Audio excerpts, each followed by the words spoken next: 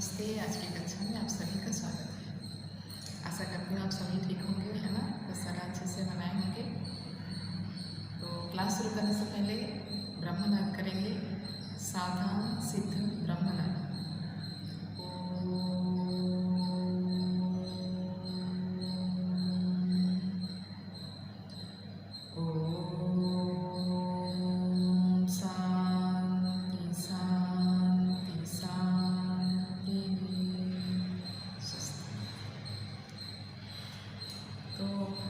हम लोग इससे पहले पढ़े थे पत्र और पल्लवन, ठीक है। तो पल्लवन और पत्र में से कुछ प्रश्न आपसे पूछती हूँ मैं। पत्र कितने प्रकार के होते हैं?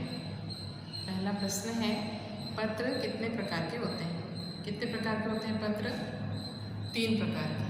क्या क्या? निजी पत्र, सरकारी पत्र, सरकारी एवं अर्ध सरकारी पत्र और व्यवहारिक पत्र या कामकाजी पत्र। निजी पत्र, व्यवहारिक पत्र या कामकाजी पत्र, सरकारी एवं अर्ध सरकारी पत्र। इस तरह से पत्र 3 प्रकार के हैं। आप लोग बोलोगे कि हम लोग CBSE में ICSE में पढ़े हैं 2 प्रकार के, ठीक है, वो अलग है। वहाँ पे जो पढ़े थे वो वहाँ पे, लेकिन आप जो अभी पढ़ रहे हैं वो 3 प्रकार के आप याद रखिए। ये प्रश्न आता है, ठीक है। उसके बाद जो पत्र माता पिता को या भाई बहन को लिखा जाता है वो पत्र क्या कहलाता है? कौन सा पत्र के अंतर्गत वो आता है? वो पत्र निजी पत्र के अंतर्गत आता है, ठीक है। तकाजे का पत्र, तकाजे का पत्र ये कौन सी श्रेणी में आता है? ये व्यवहारिक पत्र की श्रेणी में आती है। तकाजे का अर्थ होता है मांगना या पावना, ठीक है। मंगाना या पावना उसको बोला जाता है तकाजे का पत्र, ठीक है। जैसे कि साख पत्र, एक बैंक से दूसरे बैंक को लिखा गया पत्र, ठीक है, और बीमा संबंधी पत्र, ये सब जो होता है वो व्यवहारिक पत्र होता है। उसके बाद आते हैं अर्ध सरकारी पत्र किसे कहते हैं? अर्ध सरकारी पत्र किसे कहते हैं? तो जो पत्र शासन विभाग के किसी एक व्यक्ति द्वारा किसी दूसरे शासन विभाग को लिखा जाता है, ठीक है, तो दूसरे शासन विभाग के व्यक्ति को या संस्था को लिखा जाता है, उसको सरकारी एवं अर्ध सरकारी पत्र भी कहते हैं।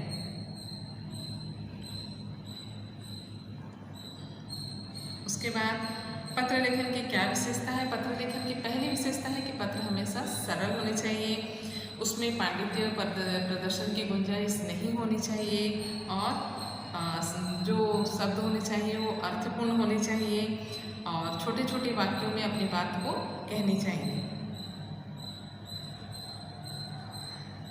ठीक है। और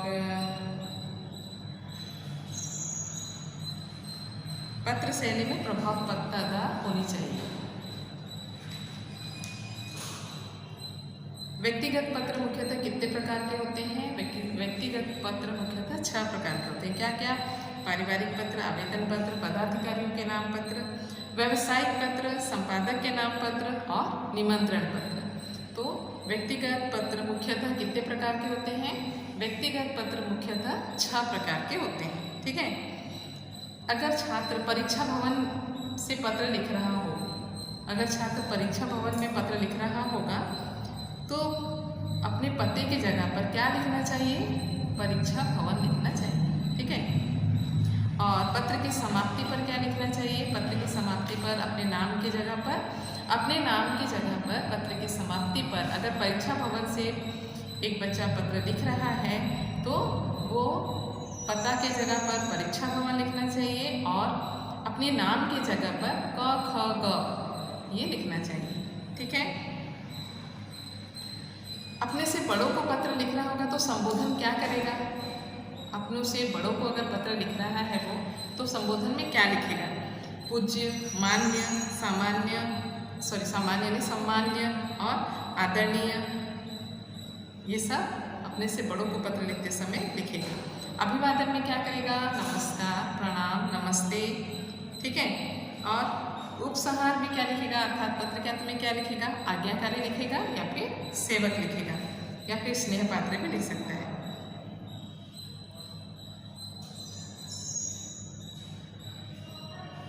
उसके बाद अपने से छोटों को अगर लिखेगा तो पत्र के शुरू में क्या लिखेगा, प्रियवर या फिर आयुष्मान या फिर चिरंजीव। अभिवादन में क्या लिखेगा, सुखी रहो, अभिनंदित रहो।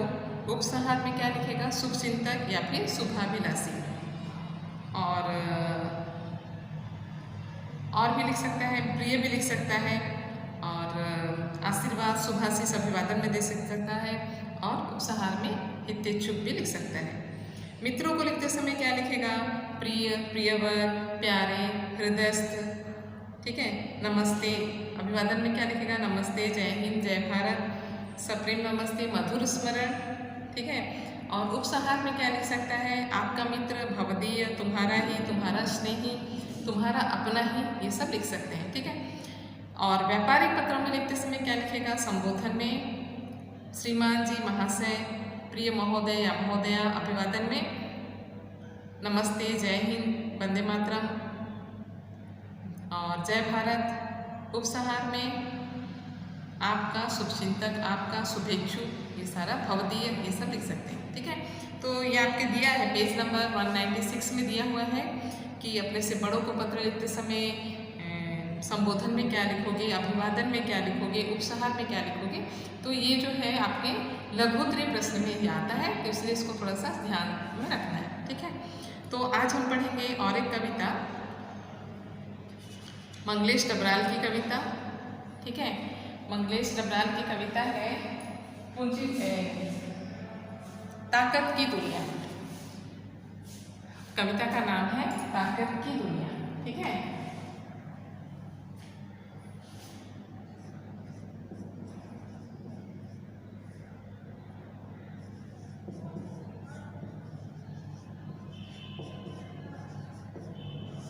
ये है कविता का नाम, ताकत की दुनिया, ठीक। ताकत की दुनिया अर्थात यहाँ पर इस दुनिया में जो पैसे वाले होते हैं या फिर जिसके पास अधिक बल होता है, लोग उसी को अच्छा से पहचानते हैं, उसी की परवाह करते हैं और बाकी किसी की नहीं करते हैं। तो इस पर जो कवि ने इन्हीं सब बातों को ध्यान में रखते हुए उस पर एक व्यंग किया है। तो आइए हम पढ़ेंगे कविता ताकत की दुनिया। तो कवि कौन है, मंगलेश डबराल। इसमें से शॉर्ट क्वेश्चन आते हैं कवि परिचय से, तो कवि परिचय को थोड़ा ध्यान से सुनो। कवि परिचय में मंगलेश डबराल का जन्म हुआ था 16 मई सन 1948 अर्थात 16 मई 1948, ये आता है डेट, इसको याद रखो। उनका जन्म हुआ था 16 मई 1948। कहाँ पर हुआ था, काकपल पानी, अर्थात ये कहाँ पर है, उत्तराखंड में है, ठीक है। शिक्षा दीक्षा हुई देहरादून में। दिल्ली आकर हिंदी पोर्ट्रेट प्रतिपक्ष और आसपास में काम करने के बाद भोपाल में भारत भवन से प्रकाशित होने वाले पूर्वग्रह में सहायक संपादक हुए। इलाहाबाद और लखनऊ से प्रकाशित अमृत प्रभात में भी कुछ दिन नौकरी की। सन 1983 में अर्थात 1983 में जनसत्ता अखबार में साहित्य संपादक का पद संभाला। उनके 4 कविता संग्रह प्रकाशित हुए हैं, पहाड़ पर लालटेन, घर का रास्ता, हम जो देखते हैं और आवाज़ भी एक जगह है। कविता के अतिरिक्त वे साहित्य, सिनेमा, संचार के माध्यम और संस्कृति के सवालों पर नियमित लेखन भी करते हैं। मंगलेश की कविताओं में सामंती एवं पूंजीवादी छल छदम दोनों का प्रतिकार है। वे यह प्रतिकार किसी शोर शराबे के साथ नहीं बल्कि प्रतिपक्ष में एक सुंदर सपना रचकर करते हैं। उनका सौंदर्य बोध सूक्ष्म है और भाषा पारदर्शी। मंगलेश का आग्रह है कि जो मनुष्य भूख से तड़पता है उसे अपना आक्रोश व्यक्त करना चाहिए। वे तानाशाह और साम्राज्यवाद को बेनकाब करते हैं। निष्कर्ष रूप में कहा जा सकता है कि मंगलेश डबराल आम आदमी की पीड़ा, टूटे सपनों, जीने की व्यवस्थाओं के यथार्थवादी कलाकार हैं। उनकी कविता में हुंकार है जिसे अनसुना करना असंभव है। वे साहित्य अकादमी पुरस्कार, पहल सम्मान से भी सम्मानित हुए हैं। कौन कौन से पुरस्कार से सम्मानित हुए हैं, साहित्य अकादमी पुरस्कार और पहल पुरस्कार से। अब आते हैं ताकत की दुनिया कविता में, ठीक है। तो देखो एक एक लाइन हम आपको यहाँ पे लिख के दिखा दे रहे हैं। ताकत की जाकर मैं क्या करूँगा? ताकत की दुनिया में जाकर मैं क्या करूँगा? मैं सैकड़ों हजारों जूते चप्पल लेकर क्या करूँगा? मेरे लिए एक जोड़ी जूते ही ठीक से रखना कठिन है। हजारों लाखों कपड़ों मौजों दस्तानों का मैं क्या करूँगा? उन्हें पहनने का हिसाब रखना असंभव होगा। देखो किस तरह से वो अपने आक्रोश को व्यक्त कर रहे हैं कि मैं ताकत की दुनिया में जाकर क्या करूँगा। कवि कहते हैं कि ये दुनिया ऐसी दुनिया है जहाँ बेवजह पैसे खर्च किए जाते हैं, बिना मतलब के पैसे खर्च किए जाते हैं। कवि को फिजूल खर्ची बिल्कुल पसंद नहीं है। कवि नहीं चाहते हैं कि मैं बिना मतलब के पैसे खर्च करूं। अतः कवि को ताकत की दुनिया निरर्थक लगती है, इसलिए कवि को ताकत की जो दुनिया है वो दुनिया निरर्थक लगती है। इसलिए वो कहते हैं कि ताकत की दुनिया में जाकर मैं क्या करूँगा? जहाँ पे हर कोई किसी न किसी चीज़ में ताकत दिखा रहा है, उस दुनिया में जाकर मैं क्या करूँगा? ताकत की दुनिया में लोग अर्थ के बल पर सैकड़ों हजारों जूते चप्पल रखते हैं। ताकत के बल पर हजारों लोग क्या करते हैं? हजारों जूते चप्पलें खरीद कर रखते हैं, पर मुझे इतने सारे जूते चप्पलों की ज़रूरत ही नहीं। कवि कहते हैं कि पर मुझे इतने सारे जूते और चप्पलों की आवश्यकता नहीं है। उनके लिए तो बस एक जोड़ी, मैं सैकड़ों हजारों जूते चप्पल लेकर क्या करूँगा? सबके पास जूते चप्पल रहते हैं, फिर भी वो चाहते हैं कि मेरे पास और एक जोड़ी रहे। इस तरह से कई लोग बहुत सारे जूते चप्पल रखकर अपने आप को दिखाना चाहते हैं कि मेरे पास इतना पैसा है, पैसे का ताकत, मेरे पास इतना रुपए पैसे हैं कि मैं कितने सारे जोड़ी जूते चप्पल रख सकता हूँ। लेकिन कवि जो है उसको नकारते हैं। वो कहते हैं कि मैं इतने सारे सैकड़ों हजारों जूते चप्पल लेकर मैं क्या करूँगा? मेरे लिए तो एक जोड़ी जूते ठीक से रखना मुश्किल है, मेरे लिए एक जोड़ी जूते ही ठीक से रखना कठिन है। कवि कहते हैं कि मैं अपने एक जोड़ी जूते को ठीक से नहीं रख सकता हूँ, तो हजारों जूते चप्पल लेकर मैं क्या करूँगा? मैं अपनी ताकत को मैं दिखाना नहीं चाहता हूँ कि मेरे पास इतने पैसे हैं।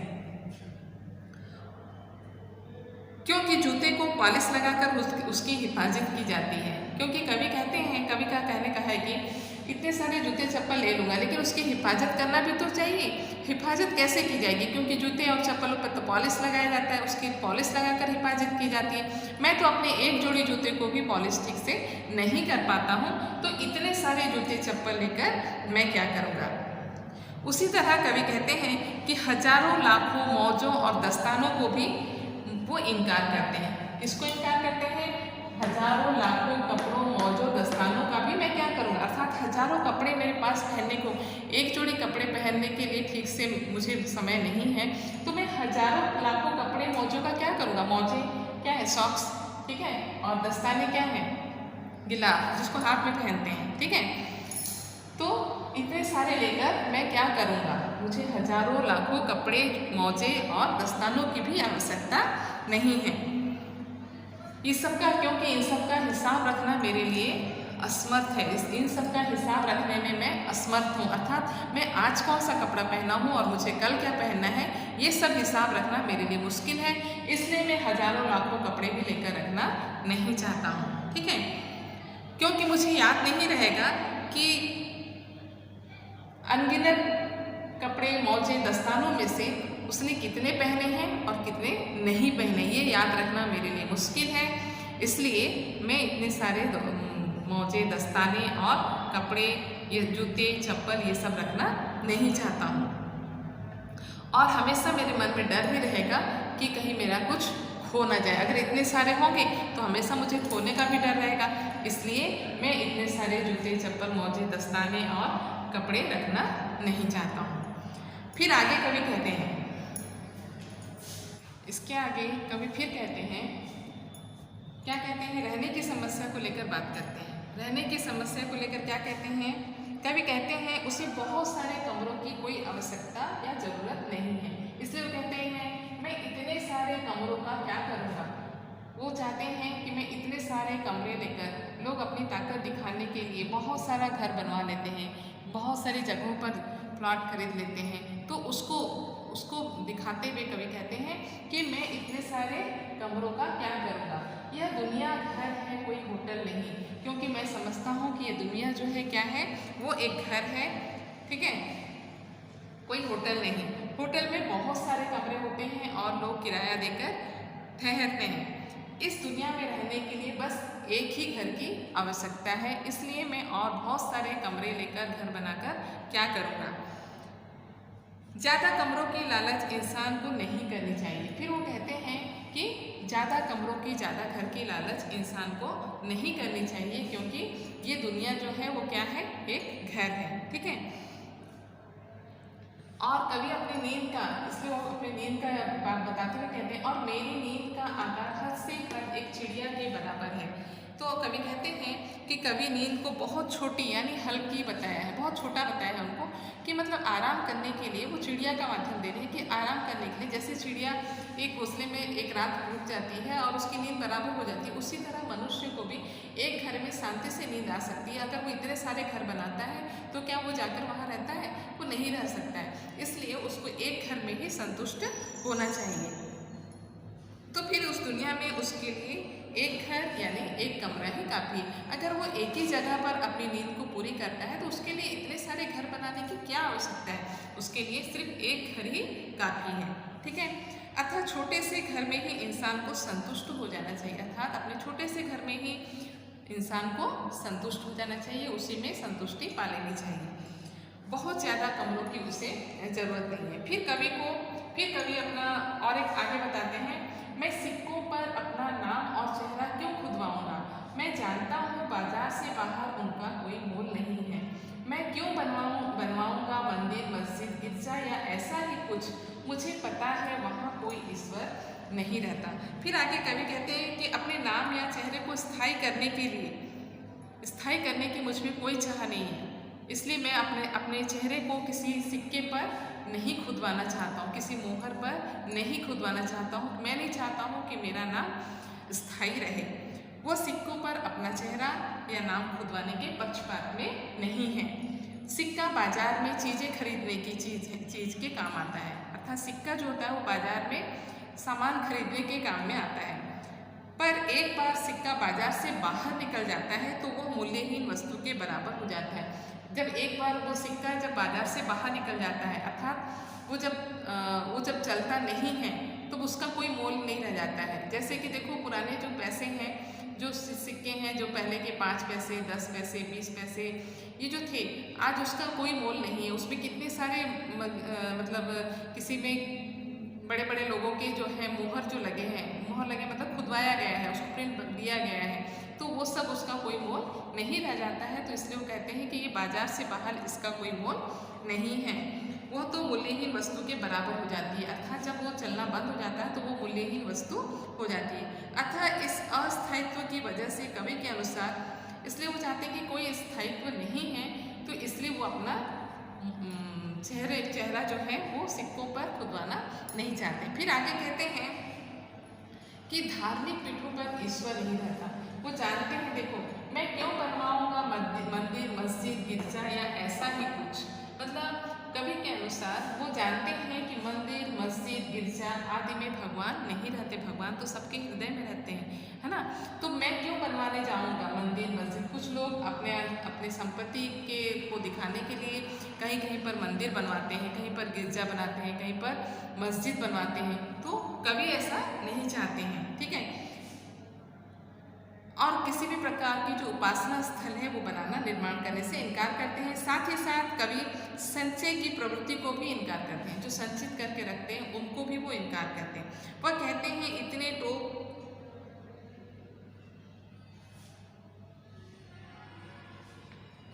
ठीक है। तो वो चाहते हैं कि बाजार से मैं क्यों बनवाऊंगा मंदिर, मस्जिद, गिरजा या ऐसा ही कुछ। मुझे पता है वहाँ कोई ईश्वर नहीं रहता। अर्थात कवि कहते हैं कि वहाँ पर कोई ईश्वर नहीं रहता है। इसके आगे देखो साथ ही साथ आगे जो संचय की प्रवृत्ति को भी कवि इनकार करते हैं। और आगे कहते हैं मैं क्यों जमा करूँगा इतने लोग, तमंगे, छाते, इतने घोड़े कुत्ते। तमंगे क्या होता है? तमंगे एक मोहर होता है,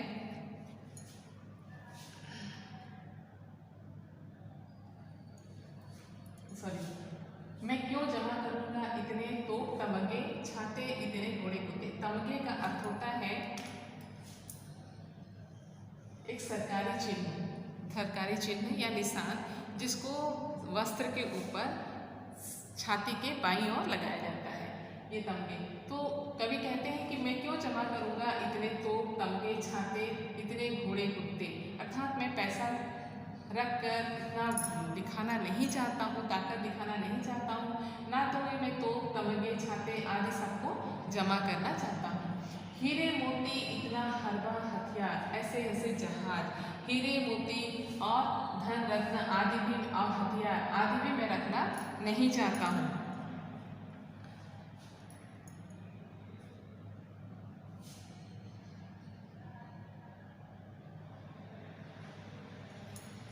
हरबा हथियार का अर्थ होता है अस्त्र शस्त्र। जैसे हम बोले हैं हरबा हथियार, अस्त्र शस्त्र। हीरे मोती इतना हरबा हथियार, ऐसे ऐसे जहाज और बड़े बड़े जहाज रखकर भी मैं बताना नहीं चाहता हूँ कि मैं ताकतवर हूँ। ठीक है, मैं क्यों रहने जाऊँगा चांद पर। आजकल लोग चांद पर जाने लगे, तो कभी कहते हैं मैं क्यों रहने जाऊँगा चांद पर, वह मुझे धरती से ही दिखाई देता है बहुत सुंदर। कभी कहते हैं कि चांद जो है वो आसमान में सुंदर दिखाई देता है, हम उसको जब वो धरती से देखते हैं तो हमें बहुत सुंदर दिखता है। तो हमें हमेशा अपने आप को चांद का जो अवलोकन है वो धरती से ही करना चाहिए, क्योंकि अगर हम चांद पर भी जाने लग गए तो मनुष्य जो है वो अपनी औकात को कहीं भूल न जाए। इसलिए कवि कहते हैं कि चांद जो है वो आसमान में सुंदर दिखाई देता है और हम उसे धरती से जब देखते हैं तब वो बहुत सुंदर दिखाई देता है। ठीक है, 3 डग में ही क्यों नाप लूँगा 3 लोग, सब कुछ छीन कर किसी को क्यों भेजूंगा पाताल। यहाँ पर एक बलि की कहानी है, महाराजा बलि जो थे उनकी कहानी है। बताएंगे, मैं क्यों कब्जा करूंगा इस धरती पर, मैं सब कुछ छीन कर किसी को क्यों भेजूंगा पाताल, और क्यों कब्जा करूंगा इस धरती पर। किसी को ज़रूरत हुई तो दे दूंगा उसे जो भी होंगे मेरे खेत खलियान। अर्थात मैं तो चाहता हूँ कि अगर कोई ज़रूरतमंद है तो उसको भी मैं अपने क्या दे देना चाहता हूँ, खेत और खलियान। खलिहान जहाँ पर फसल को रखकर फसल का जो उत्पादन किया जाता है उसको खलियान बोला जाता है, जिसको उड़िया में तुम लोग खोड़ा बोलते हो। ठीक है, तो ये खलियान जो है वो खोला है। ठीक है, मैं कोई दरिंद्रा नहीं जो किसी धरती पर बम गिराने चला जाऊँगा। मतलब मैं कुछ ऐसा दुष्प्रवृत्ति का मनुष्य नहीं हूँ, हिंस्र मनुष्य नहीं हूँ जो मैं किसी धरती पर बम गिराने चला जाऊँगा। मैं क्या हूँ, मैं मनुष्य हूँ। तेल पीते और खून चूसते हुए क्यों बिता दूंगा अपना जीवन। तेल पीते अर्थात आजकल जो बड़े बड़े देशों में लड़ाइयाँ हो रही है, किस लिए हो रही है, तेल के कारण हो रही है ना। तो इसलिए वो लिखे हैं कि तेल पीते और खून चूसते हुए क्यों बिता दूंगा मैं अपना जीवन। तो देखो हम आगे बता देते हैं। कवि कहते हैं कि संचय की प्रवृत्ति को इनकार करते हैं और कहते हैं कि इतने तोप तमंगे, घोड़े, हीरे मोती, जवाहरात और हथियार आदि वो जमा करने के पक्ष में नहीं है। बड़े बड़े जहाज का मालिक बनने से भी वो इनकार करते हैं। यह संसार जो है वो अस्थायी है, मनुष्य की जिंदगी जो है वो 4 दिन की है। अतः इंसान के लिए बेहतर है कि वो संचय की प्रवृत्ति को त्याग दे। इंसान की जो ताकत पाने की लालसा है, यह कविता उसके खिलाफ आवाज़ बुलंद करती है। जो पाने की लालसा है उसके खिलाफ जो है ये कविता आवाज़ को बुलंद करती है कि तोप तमंगे आदि सब, हीरे मोती जवाहरात, इतने सारे घर, जो इतने सारा पाने की जो लालसा है मनुष्य की, उस लालसा को मनुष्य को छोड़ देना चाहिए। आजकल लोग चांद पर ज़मीन खरीदने की इच्छा रखते हैं, तो कवि कहते हैं कि कवि चांद पर रहने के इच्छुक नहीं है। कवि नहीं चाहते हैं कि वो चांद पर है, लेकिन बहुत सारे लोग जो हैं अत्यधिक धन दौलत आ जाने पर वो चाहते हैं कि चांद पर भी जाकर ज़मीन खरीद ली जाए। वह कहता है कि इस धरती से जब वो चांद को देखते हैं तो वो चांद बहुत सुंदर दिखाई देता है। इस धरती से ही चांद को अवलोकन करना चाहिए। इंसान के पाँव धरती पर रहे तो अच्छा है, ताकि वो अपनी औकात में रहे, अपनी औकात को ना भूले। अतः चांद पर जाकर रहने से कवि इनकार करता है। इसलिए कवि कहते हैं कि मैं चांद पर जाकर रहना नहीं चाहता हूँ। पुनः कवि तानाशाह के खिलाफ आवाज़ उठाता है और कहता है, किसका उदाहरण दिया है यहाँ पर, राजा बलि का उदाहरण दिया है। क्या दिया है कि जो राजा बलि थे एक अच्छे सुशासक थे और न्यायप्रिय थे, पर उनकी न्यायप्रियता से देवता भी भयभीत हो गए थे। और राजा बलि को देवताओं के षड्यंत्र का शिकार होना पड़ा। देवता भी जब भयभीत हो गए तब राजा बलि को किसका शिकार होना पड़ा? देवताओं के षड्यंत्र का शिकार होना पड़ा। राजा बलि महादानी थे, अतः विष्णु ने 52 अवतार का रूप धारण कर 3 पग में उनसे जमीन मांगी। अतः विष्णु जो थे वो 52 अवतार में गए और उनसे क्या मांग ली? जमीन मांग ली। कितनी जमीन? 3 पग जमीन मुझे दे दो। तो उन्होंने हाँ कर दिया, ठीक है। बलि ने वचन दिया और 3 पग में ही 52 अवतार ने 3 लोग को नाप लिया। वो तो 52 थे, वो क्या सोचे 3 पग जमीन मतलब क्या? 1 2 3 बहुत कम जमीन चाहिए, लेकिन उनके साथ छल हुआ और उन्होंने क्या किया? 3 लोगों को नाप लिया, अपने 3 पग में 3 लोगों को नाप लिया और राजा बलि से सब कुछ छीन कर उन्हें पाताल लोक भेज दिया। और राजा बलि से सब कुछ छीन लिया और उनको कहाँ भेज दिया? पाताल लोक भेज दिया। कभी इस प्रकार के छल से सहमत नहीं हैं, अतः वो संदेश देते हैं और कहते हैं कि वह छल पूर्वक किसी से कुछ छीनने के पक्ष में भी नहीं है। ओणम दक्षिण भारतीय त्यौहार है और इस त्यौहार में राजा बलि की पूजा की जाती है और राजा बलि को याद किया जाता है। कभी उन सत्ताधारियों का भी विरोध करता है जो इस धरती पर कब्जा जमाना चाहते हैं। कल बल कौशल से किसी की जमीन छीनने के पक्ष में भी वो नहीं है, अतः कभी अवैध तरीके से इस धरती पर कब्जा करना नहीं चाहते। कभी इतना ज़्यादा वदान्य है कि वह किसी ज़रूरतमंद को अपने खेत खलिहान तक देने को तैयार है। कभी जो है इतना दान देने के पक्ष में है कि वो किसी को अगर कोई ज़रूरतमंद है तो उसको क्या दे देना चाहते हैं? अपने खेत और खलिहान भी दे देना चाहते हैं। जो कोई भी तकलीफ में है कभी उसकी मदद करने को हमेशा तैयार रहते हैं। फिर कभी दुनिया के शक्तिशाली देशों की तरफ इशारा करते हुए उनके वर्चस्व की निंदा करता है और शक्तिशाली देशों की तरफ यहाँ पे कहे हैं, वह कहते हैं कि वह कोई दरिंदा नहीं है, वो कोई हिंस्र प्रवृत्ति का मनुष्य नहीं है कि किसी कम उत्तर अर्थात कम शक्तिशाली देश पर बम गिराने को चला जाएगा। शक्तिशाली देश कमजोर देश पर बम गिराकर वहाँ के निरीह लोगों को मारता है। विश्व की महाशक्तियों का अत्याचार छोटे देश को झेलना पड़ता है। विश्व की जो महाशक्तियाँ हैं उनका अत्याचार किसको झेलना पड़ रहा है? छोटे देशों को झेलना पड़ता है। कवि ने अमेरिका के वर्चस्व की ओर संकेत किया है। कवि ने इस कविता के माध्यम से अमेरिका के जो वर्चस्व है उसको दिखाया है, संकेत किया है। अंत में कवि इंसानियत की दुहाई देते हुए कहता है, इंसान हो तो इंसान की तरह। इसका संदेश देते हुए कहते हैं कि वो मनुष्य हैं और हर मनुष्य को मनुष्य के साथ मनुष्योचित व्यवहार करना चाहिए। बड़े बड़े देश तेल पर कब्जा करने के लिए छोटे छोटे देशों पर जिनके पास तेल है हमला करते हैं, वहाँ के लोगों का शोषण करते हैं। अतः कवि गलत तरीके से उन छोटे देश पर तेल की खातिर कब्जा करने और निरीह लोगों का खून चूसने से इनकार करता है। अमेरिका ने इराक पर जो हमला किया था, कभी उसकी तरफ इशारा करते हैं। बीच में जो हुआ था, अमेरिका जो इराक पर हमला किया था, किस लिए किया था? वो तेल के लिए किया था, उसकी तरफ वो इस कविता के माध्यम से इशारा करते हैं। यह कविता एक उत्कृष्ट कविता है जो मानवतावाद का संदेश देता है। ठीक है, तो ये तो रहा आज का हमारा ताकत की दुनिया। कविता अच्छी लगी होगी सभी को। कुछ प्रश्न पूछ लेते हैं। मंगलेश डबराल का जन्म कब हुआ था? मंगलेश डबराल का जन्म हुआ था 16 मई 1948, 16 मई 1948। मंगलेश डबराल का जन्म किस गांव में हुआ था? कापफल पानी। मंगलेश डबराल का जन्म किस गांव में हुआ था? उत्तराखंड के कापफल पानी गांव में हुआ था। 1983 में किस अखबार में मंगलेश जी ने साहित्य संपादक का पद संभाला? जनसत्ता। मंगलेश अपनी कविताओं में किसका प्रतिकार करते हैं? सामंती बोध और पूंजीवादी छल छदम। कवि के लिए क्या ठीक से रखना कठिन है? एक जोड़ी जूते। कवि किस तरह अपना जीवन बिताना नहीं चाहते? तेल पीते और खून चूसते।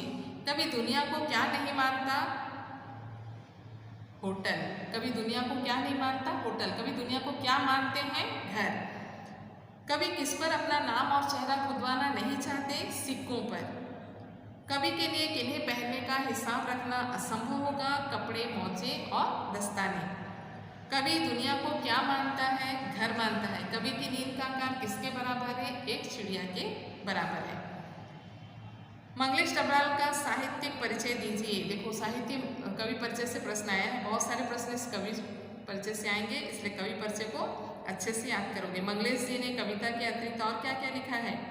साहित्य, सिनेमा, संचार के माध्यम और संस्कृत के सवाल पर भी लिखे हैं। ठीक है। मंगलेश की कविता की मुख्य चिंता क्या है? सामंती एवं पूंजीवादी छल छटा का प्रतिकार है। कवि कितने जोड़ी जूते पहनने चाहते हैं? एक जोड़ी। बाजार से बाहर किसका कोई मोल नहीं रह जाता? सिक्कों का। कवि कहाँ पर कब्जा नहीं करना चाहते हैं? धरती पर। कवि को धरती से कौन सुंदर दिखाई देता है? चांद। कवि क्या पीकर और क्या चूसकर अपना जीवन बिताना नहीं चाहते? कवि तेल पीकर और खून चूसकर अपना जीवन बिताना नहीं चाहते। तो आज के लिए इतना ही। आज हमारा ताकत की दुनिया पाठ खत्म हुआ, अर्थात पद्य भाग जो था हमारा पूरा खत्म हो चुका है। बस एक पाठ बचा है हमारा महाभारत की एक शान जो एकांकी है, उसको हम उसका सारांश हम आपको भेज देंगे और उस एकांकी को आपको पूरे अच्छी तरह से पढ़ना है। एकांकी में से सिर्फ लॉन्ग क्वेश्चन आता है, इसलिए लॉन्ग क्वेश्चन को थोड़ा सा अच्छे से अभ्यास करोगे। और व्याकरण में भी हमारा सब कुछ खत्म हो चुका है, बस अपठित गद्यांश अपठित पद्यांश है। तो अपठित गद्यांश और अपठित पद्यांश भी आपको पढ़ने की चीज़ है। अपठित गद्यांश क्या होता है, अपठित पद्यांश क्या होता है, अगर हो सके तो हम इस पर भी एक वीडियो आपको बनाकर भेजेंगे। धन्यवाद।